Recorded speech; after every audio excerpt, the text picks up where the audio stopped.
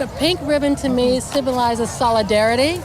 It symbolizes the universality of women and men. We think of hope and life and family and growing old together. I think about my sisters who are all fighting this battle.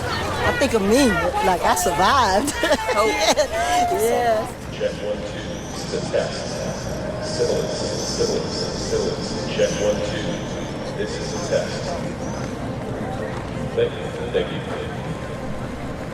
Good morning, walkers and runners. Welcome to the Susan G. Komen Race for the Cure. Our opening ceremonies will begin in just 15 minutes. All runners, please make your way to the runner's start at Madison and 7th. Walkers will start the race from the main stage area. All survivors who wish to participate in the Survivor Parade, please make your way to the Survivor check-in tent at this time.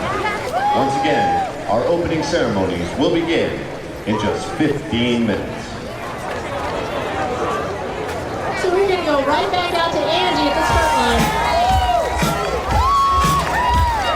The 2010 Susan G. Komen Global Race for the Cure is off and running.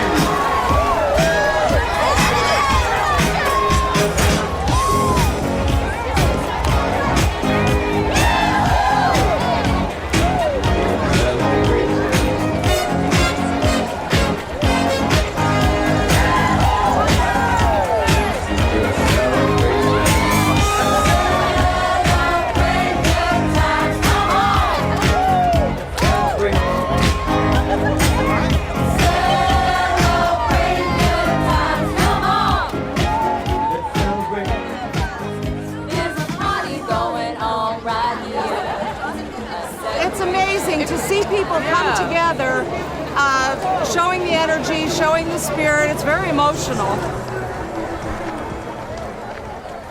When I was being treated for breast cancer in 2000 and 2001, I did a strange thing. I did not research the science. I became fascinated more by this breast cancer culture that I was encountering on the internet and in other forms at that time.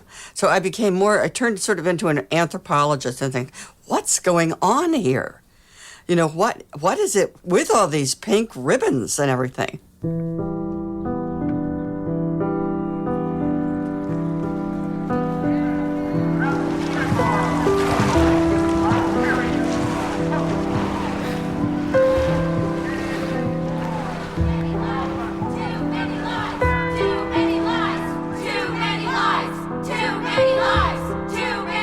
We are losing far too many women to an epidemic that goes unnoticed, except for those who grieve and for those who live in fear.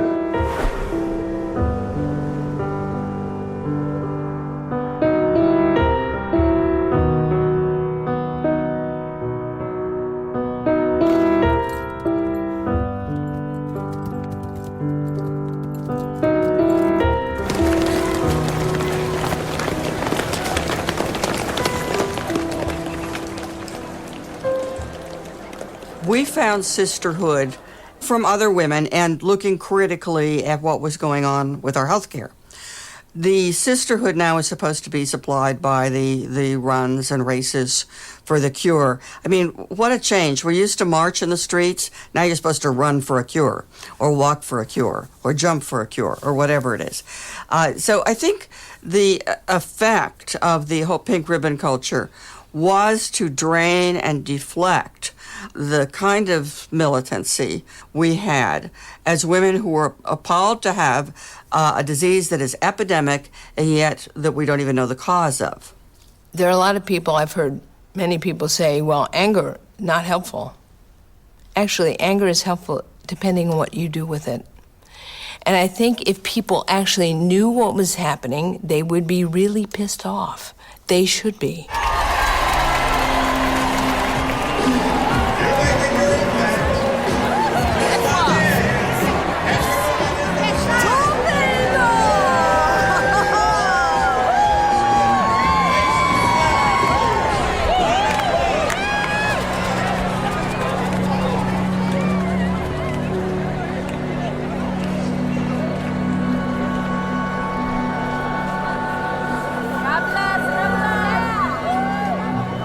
women die from breast cancer just because they're women, right? We don't know what lifestyle or what it is that make women get breast cancer. The most important risk factor for breast cancer is being a woman.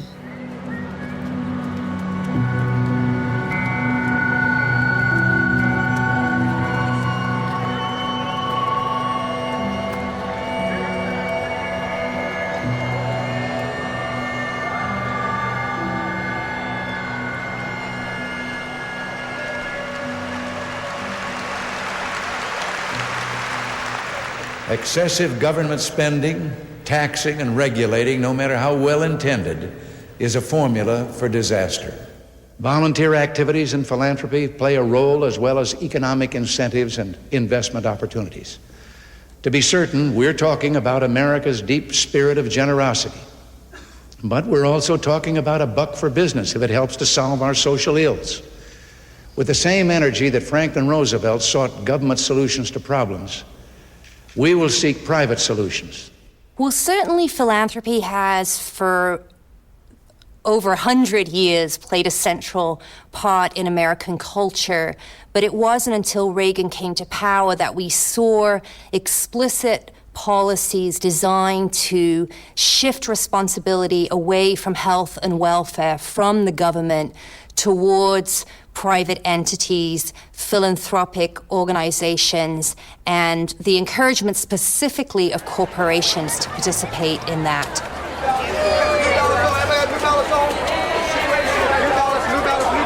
We got some more calorie cards on the table if you need them. Come by the table and grab as you please. As you can see behind me, we handed out about 12,000 bottles of Honest Tea and Honest Aid today. We introduced our new flavor, our organic half and half iced tea, which is half black tea, half lemonade, into the trade. And what better way to kick it off than handing it out to 55,000 thirsty men and women? You know, cause marketing is a phenomenon unique, I think, to capitalism, where a company decides that if they just associate with a cause people care about, the buyers care about, they will increase their sales. That's about the bottom line. Now, I think there are, within those companies, people who care deeply about what the issue is, but breast cancer is the poster child of cause marketing. There's more of it for breast cancer than any other disease, and I think it's partly because it's about breast cancer and women make most of the buying decisions, and we get to say breast out loud on public television.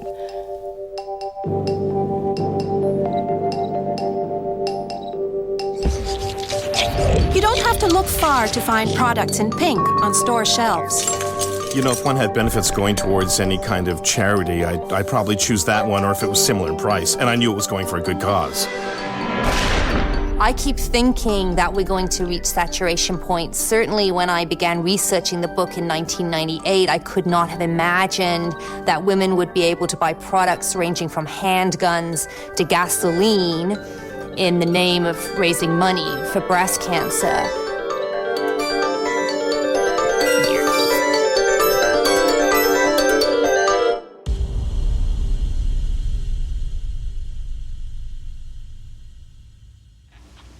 Come in, Miss Kane. Sit down. Thank you.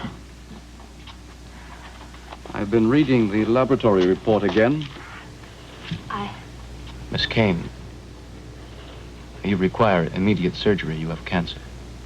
Hold on. Now, I think we have an opportunity for some pictorial comment here. Diana, you've just been handed the most startling news of your life. You have cancer. Now, anyone who has faced this moment knows that it is a serious, frightening time. Play this as if you are tongue-tied for a moment, you see? All right. Charlie, take a tight close-up of her face. We want to see her reaction to this news.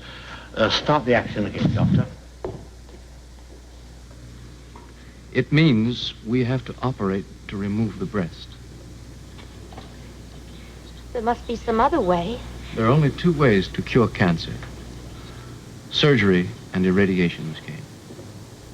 It means I'll be permanently disfigured, doesn't it? I stopped working as a surgeon in about 1998. I did it for 20 years, and I found that we really hadn't made that much progress. We were still doing surgery, radiation, and chemotherapy, you know, maybe slightly different. We weren't doing as much surgery, and maybe we were doing more chemotherapy than when I started. But really, we were still doing the same things, what I've been known to call slash, burn, and poison, which are very crude ways of dealing with a disease. You know, that's what you do when you don't understand it. And I really felt like I needed to get more involved in figuring out how to stop it.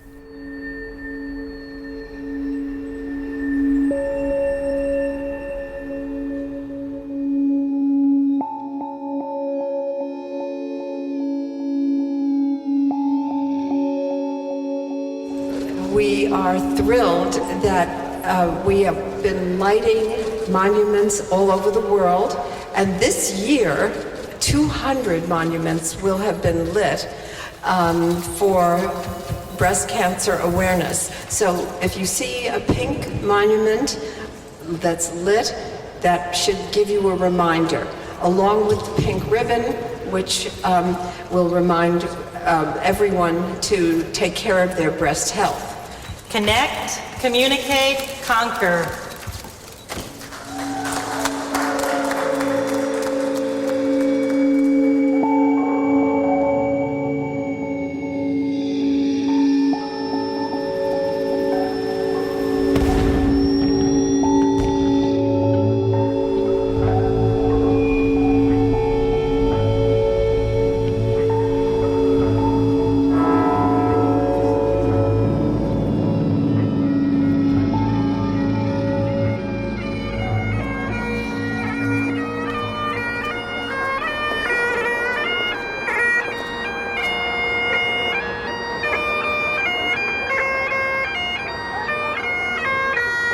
Good evening, everyone. Welcome, and thank you all for joining us. It's great to be here tonight.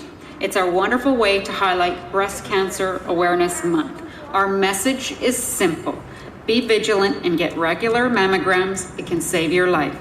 Tell your mothers, tell your sisters, tell your daughters. Connect, communicate, and conquer. 5, 4, 3, 2, 1, 0.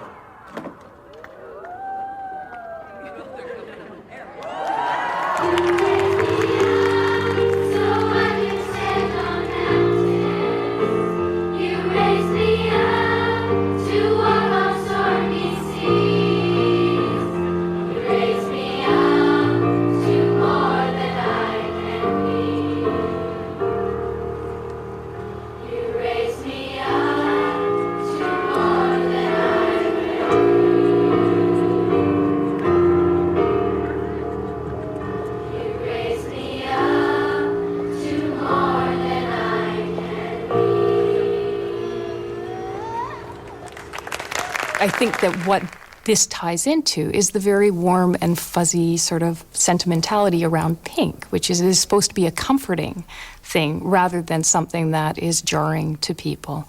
My question would be, what does raising or lighting up Niagara Falls for 24 hours in pink really do to affect change? It's a great thing that women are more aware, but awareness is different from doing something about it. So behavioral change, you know, you could be aware of your risk. I'm sure everyone has heard that women can get breast cancer, but does every woman think they are likely to get breast cancer? No. Everyone always thinks, oh, it's the other woman that's going to get breast cancer, not me.